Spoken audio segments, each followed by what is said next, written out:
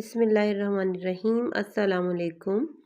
हमने दिमागी सीरीज़ का आगाज़ किया है जिसमें आज हम ये थर्ड वीडियो दिमाग पे बना रहे हैं।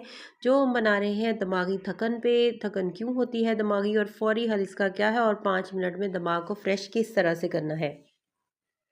देखिए, आजकल जो अक्सर लोग हैं ये शिकायत करते हैं कि दिमाग काम नहीं कर रहा। बहुत परेशान हैं लोग इस वजह से। फोकस ख़त्म हो गया है और हर वक्त थकन महसूस होती है।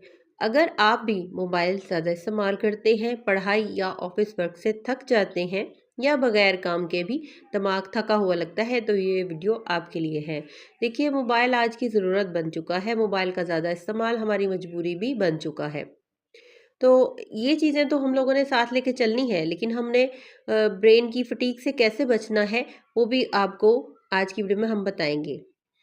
दिमागी थकन जो है वो कोई आम थकन नहीं होती, बल्कि ये ज़हनी दबाव, स्ट्रेस, मुसलसल सोचना, नींद की कमी की वजह से होती है।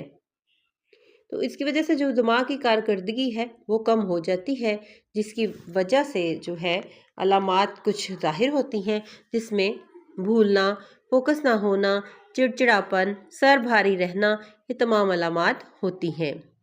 दिमागी थकन की जो बड़ी वजूहात है वो है नींद की कमी। जैसे कि हम 7 से 8 घंटे अगर नींद नहीं लेते तो ये सबसे बड़ी वजह है जो कि हमारी दिमागी थकन को बढ़ाती है। मोबाइल और स्क्रीन का ज़्यादा मोबाइल का इस्तेमाल भी आज के दौर की एक मजबूरी बन चुका है कि हमें स्क्रीन को ज़्यादा टाइम देना पड़ता है। कुछ काम के सिलसिले में कई लोग स्क्रीन को ज़्यादा टाइम देते हैं, तो इसकी वजह से दिमाग जो है वो ओवरलोड हो जाता है। ज़हनी दबाव जो है, स्ट्रेस है, मसाइल, परेशानी और टेंशन दिमाग को थका देती है। और ये हर बंदे की जो है एक आम सी बात है हर बंदे के लिए कि वो मुसलसल ज़हनी दबाव में रहता है। ग़िज़ाई कमी इसमें जो होती है वो भी दिमाग को ख़राब करती है। जैसे कि आयरन की कमी हो गई, इससे भी जब दिमाग तक सही से ब्लड सर्कुलेशन नहीं होगी तो वो सही से काम नहीं कर पाएगा। विटामिन B12 की कमी की वजह से भी हमारे दिमाग के जो पट्टे हैं वो कमज़ोर हो जाते हैं और याददाश्त और दिमागी मसाइल शुरू हो जाते हैं।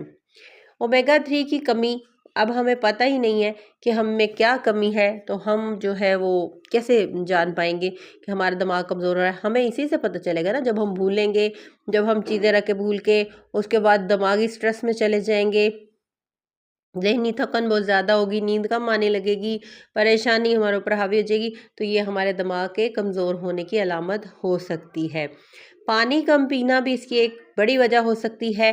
जब डिहाइड्रेशन होती है तब भी हमें दिमागी थकन हो जाती है।